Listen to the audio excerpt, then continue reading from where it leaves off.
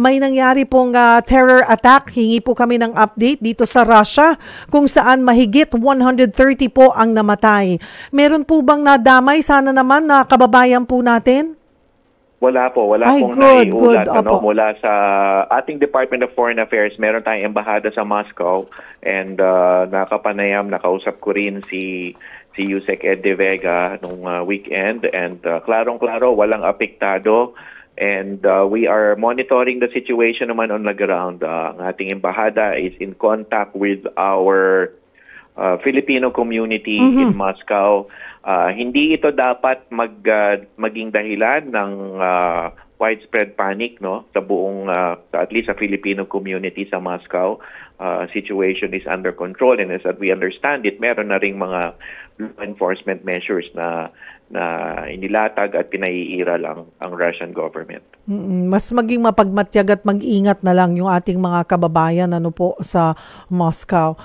Puntahan ko naman po itong sa Haiti. Kamakailan naman nagtaas ng alert level 3 dahil po sa tensyon. At nadagdagan po ba yung I understand marami po tayong mga kababayan na rin na nagpaabot na gusto na po nilang makauwi ng bansa? Yeah, 63 ang nagpaabot na gusto nilang makauwi out of around 154 sa talaan ng ating embahada and sa Washington DC kasama ang ating labor attaché. And of course, coordinated din tayo with the TFA here in Manila. Meron lang mga hamon on the ground, no, kasi una sarado ang international airport. Number okay. Number two ay yung land travel to and from Port-au-Prince, yung capital, severely affected. So, ang mensahe natin ngayon, of course, is for our OFWs, our kababayans, na stay indoors, keep yourself safe. Huwag makihalo sa mga pag-uusap o di kaya mga debate o balitaktakan ng mga Haitian citizens, no, sa kanilang sitwasyon ngayon, sa kanilang pang-national na sitwasyon. Instead, stay indoors, stay safe. And kagyat nito, yun nga, the risk na huwag pumunta ng capital kung merong risk, no, danger sa pagbiyahe. So, ang hamon dito ay paano buuin yung ikalap yung 63 at saka yung flight. So, ang bayanan lang natin, rest assured, the Philippine Embassy in Washington, Ambassador Romualdez, is doing all they can, no, to facilitate yung pag-arrange ng flight, repatriation flight. Bigyan lang natin ng kaukulang panahon kasi yun nga, may mga challenges on the ground. But rest assured, we're keeping our Filipino community, our OFW safe. And so far, walang nasasaktan, napapalitaan nasaktan o naapektuhan ng karahasan dito. Opo. And we hope it stays that way. Opo, Yusek, sa Haiti ba, marami ba tayong mga kababayan doon? Ilan po ang estimate nating mga Filipinos doon? Hindi ganun karami, mga 154 kasi may existing ban doon since 2017 na hindi yan na sertipika kasi ang Haiti na may mga batas na makakapagprotekta sa OFWs at ayon sa ating batas, sertipikahan niya ng DFA at hindi tayo nakatanggap ng certificate of compliance ng Haiti sa standards set by our laws. So hindi siya naging destination, no, ng OFWs kaya't may existing ban dyan. Kaya't hindi ganun karami, mga 154. So lumalabas po, halos kalahati ay gusto na nga pong umuwi. Ano yung kadalasang trabaho nila doon? Ang mga trabaho sa Haiti, may highly skilled na bilang, pero for the most part ay hindi sila mga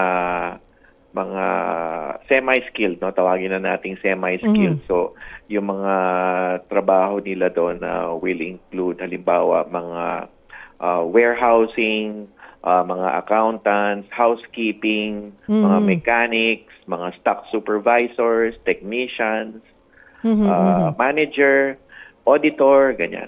So mid-level lang, tamang-tama lang na semi-skilled to skilled workers.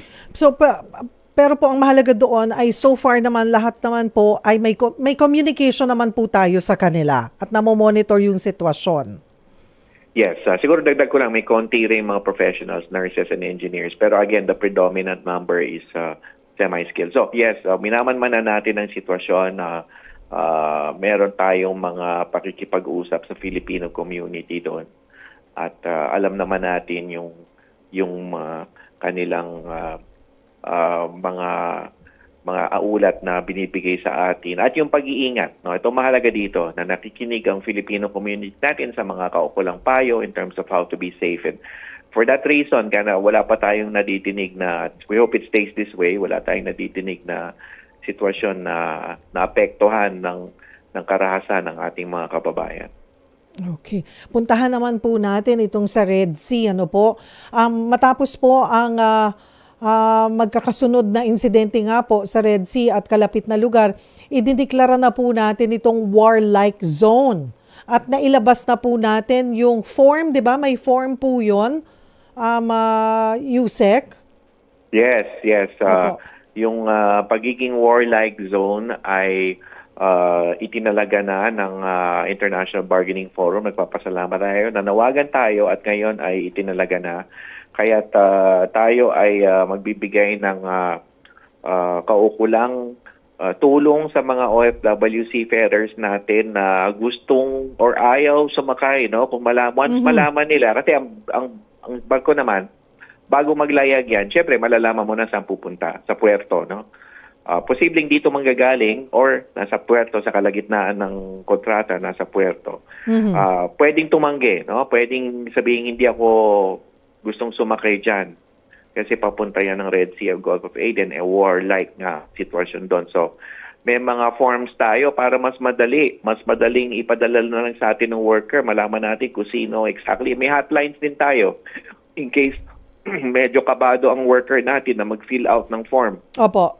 Pwede siyang tumawag at verbally sabihin niya na ayaw na niyang maglayag sa Red Sea at Gulf of Aden. So, tutulungan natin kasi meron ng standing right to refuse sailing. Maritime tradition talaga yan. So, itinatalaga lang natin yung right to refuse sailing kasi buhay na talaga ang nakataya ngayon. Our seafarers, bagamat sanayan sila sa panganib, sa risks, ay hindi yan sila trained to be soldiers or Navy personnel para lumaban. So, malagay sa gitna ng laban. So, yan ay too much na to ask for our seafarers at nakita na natin ang epekto nito, yung dalawang nasawi sa bulk carrier na True Confidence, yung naatake ng missile noong March 6. Nakita na natin yung matinding epekto kapag nasa kalagitnaan ng karahasan ng ating mga tripulante sa Red Sea and Gulf of Aden. So, ayaw na natin ito sa sitwasyon na ito. Kaya may panawagan din actually mag-divert, no, yung ship owners yung warlike zone. And kung maglayag ang isang marino, dapat may sapat na protection sa kanya. And so far po ba, meron pa rin naglalayag doon? I'm sure yung mga ship owners or ito pong mga kumpanya na ito ay umiiwas na rin. Yes, dapat marami na. May ulat naman na karamihan ay umiiwas na. It's really just a question of kung sino pa yung nangangahas or nagsusubok. At ito nga, ayaw natin ng ganun. Ayaw natin ng risk para kumita ng pera sa komersyo at the expense of our seafarers. Hindi po natin gusto yan. At meron na po ba rin na mga pumirma na ng waiver na mga kababayan tayo na ayaw nga po nila maglayag or may mga complaints po sila sa kanilang mga agency? Actually, isang dahilan kaya gusto rin natin na magkaroon ng facilitation, mga forms, is wala pa tayong nadidinig at pero we're not taking anything for granted at hindi natin iniisip na kaya wala pa tayong nadidinig na tumatanggi ay ayaw talaga, ay gusto talaga nila maglayag. We still have to presume na kailangan talagang bigyan ng pagkakataon ng isang seafarer to make a proper judgment call.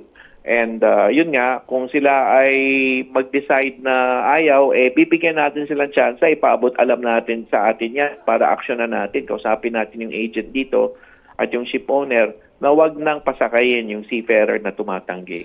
Kasi baka kako Yusek, yung iba, hindi na lang nila, kasi sa sobrang tagal sila naghintay para makasampa, iniisip nila ang tagal na rin walang trabaho or walang kita at alam mo naman tayo mga Pilipino, minsan, sige na lang. Ano po maraming kadahilanan at ang marino, yun nga, sanay na siya sa paglalayag na merong attendant risks na tinatawag. He or she, ito naman maganda sa ating mga marino, they are a skilled workforce, no? Hindi sila kailangang i-handhold. They can decide for themselves. Okay. And kaya na nilang balansehin ang mga konsiderasyon.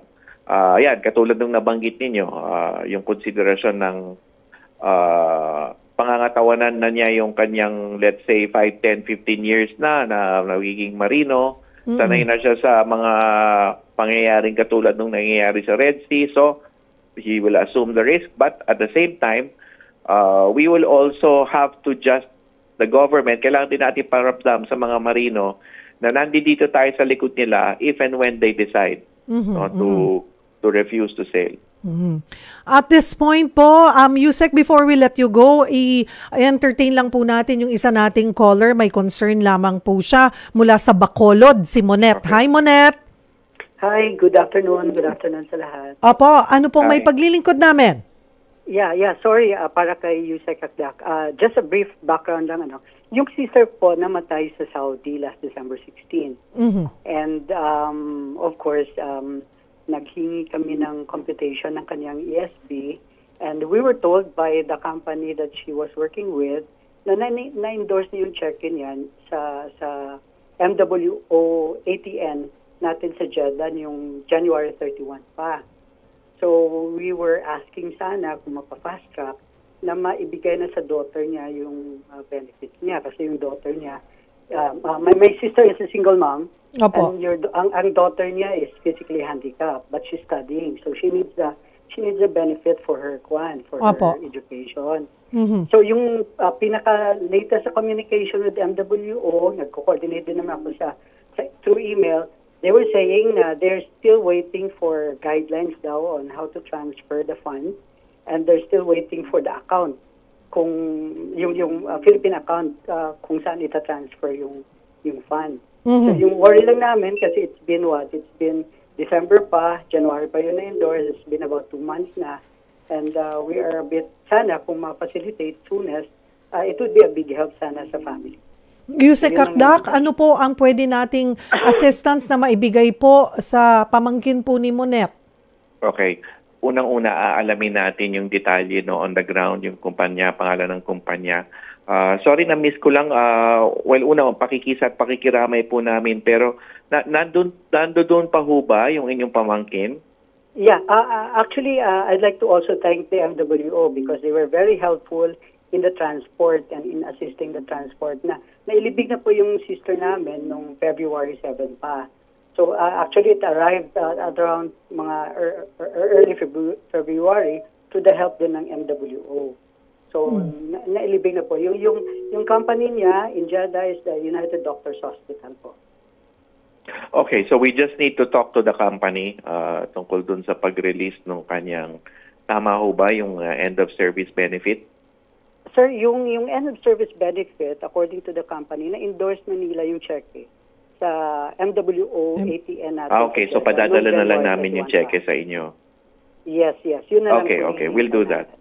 Opo. Okay. Yusek, if it's okay, we'll send you, Susan, kunin natin yung buong detalye at i-text, i-message na lang po namin sa inyo, Yusek. Yes, and kunin ko na rin ho yung number ni Ma'am. Opo, we will do that. We will communicate accordingly. Opo. Alright. We'll help po. Tutulong, mabulig po kami, Ma'am, tiga Negros. Kasi Manwa. Kababayan. Ayan po. Okay. Ayan, Miss Monet, wag po kayo mag-alala. We will endorse you. Ipapadala po namin yung contact details nyo po kay Yusek Kakdak at siya na po ang makikipag-coordinate po sa inyo ang kanyang team. Thank you very much. You're welcome po. Okay, take care po. Ayan po. Alright. So, marami tayong napag-usapan. Yusek, sa susunod ulit ha. Regular nating segment to dito Pinoy Connect.